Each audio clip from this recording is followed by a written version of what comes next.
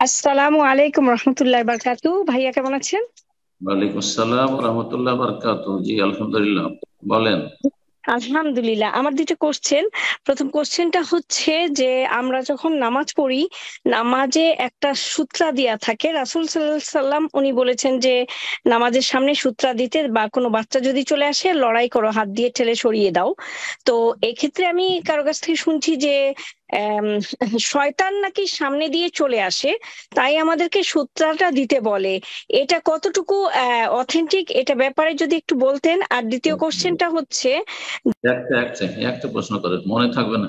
একটা করেন, দেখা যাবে পরে সময় থাকলে কি প্রশ্ন করেছেন।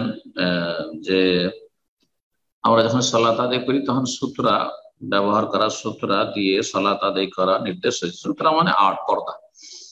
তো আড় করবে যাতে করে মুসল্লির সামনে দিয়ে কোনো ব্যক্তি অতিক্রম না করে।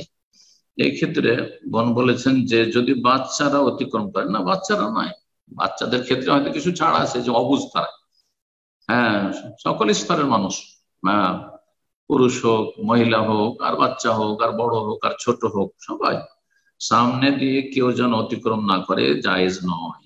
বাচ্চারা তো না যায়, জায়েজ না জায়েজ বুঝে না। বাচ্চাদের যদি অভিভাবক না থাকে তাহলে সেখানে তো তাকে বাধা দেওয়ার কেউ নেই, অজ্ঞান। কিন্তু বড়দের বিষয়টি আরো গুরুত্বপূর্ণ, আর বিশেষ করে যদি সামনে দিয়ে মহিলা অতিক্রম করে তো নবী সাল বলছেন যে সালাত নষ্ট হয়ে যাবে। ইমাম আহমদ রাহিমাহুল্লাহ বলছেন সালাত আসরই নষ্ট হয়ে যাবে। যদি অন্যান্য অধিকাংশ ওলামারা বলছেন সালাতের খুশু নষ্ট হবে মহিলা সামনে দিয়ে গেলে। তো সূত্রা দিয়ে সালাত আদায় করা সুন্নাতে মুআক্কাদা, অনেকের কাছে ওয়াজিব। সূত্রা ব্যবহার করা অনেকের কাছে ওয়াজিব বলেছেন, কিন্তু অধিকাংশ আইম্মা কেরাম বলছেন যে এটি হচ্ছে সুন্নাতে মুআক্কাদা। সূত্রা দেবেন অনেক দূরে নয়, সূত্রা দেবেন আপনি 3 হাত দূরে। আপনি যেখানে দাঁড়িয়েছেন, আপনার পা যেখানে আছে মুসল্লি হিসাবে, তার 3 হাত দূরে সূত্রা দেবেন। সেজদা, আপনার সেজদার সূত্রার মাঝখানে যেন আধা হাত, 1 বিঘত জায়গা থাকে, যেটা দিয়ে মামারুস হাদিসে রয়েছে একটা ছাগল অতিক্রম করতে পারবে। এইরকমই ফাঁকা রাখবেন, আধা হাত ফাঁকা রাখবেন, এর বেশি নয়। 2 হাত 3 হাত আপনি দখল করে আছেন সেজদার পরেও, এমনটা ঠিক নয়। আর তারপরে এর মাঝখানে সূত্রা আর আপনার মাঝখান দিয়ে কোনো ব্যক্তি যদি অতিক্রম করে তাহলে বাধা দেবেন। বাধা দেবেন, হালকা বাধা দেবেন। সেই বাধা যদি হালকা বাধায় না মানে, তাহলে জোর করে আমি শক্ত হাতে বাধা দেবেন আপনি। হ্যাঁ, ফালিয়াদ ফালিও কাতেল, সে লড়াইয়ের কথা আছে, কিন্তু লড়াই মানে ফালিয়াদ ফাহবে কুয়া।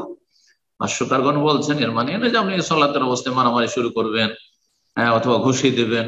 না, শক্ত হাতে তাকে প্রতিরোধ করে, প্রতিহত করে, মোটে আসতে দেবেন না যে চলে যাচ্ছে, যাক যাচ্ছে চলে যাক, না। হ্যাঁ, একটু জোর দিয়ে তাকে সরিয়ে দিবেন। সেখানে বলেছেন ফাইন্নাহু শায়তান, সে হচ্ছে শয়তান। সে হচ্ছে শয়তান মানে এই নয় যে তার সাথে শয়তান অতিক্রম করছে, না, এটা নয় আসলে। অথবা সে শয়তান, অথবা শয়তান যাচ্ছে সেখান দিয়ে, না, এমনটা আসলে নয়। ফাইন্নাহু শায়তান মানে তার আচরণটা হচ্ছে শয়তানের মতো আচরণ।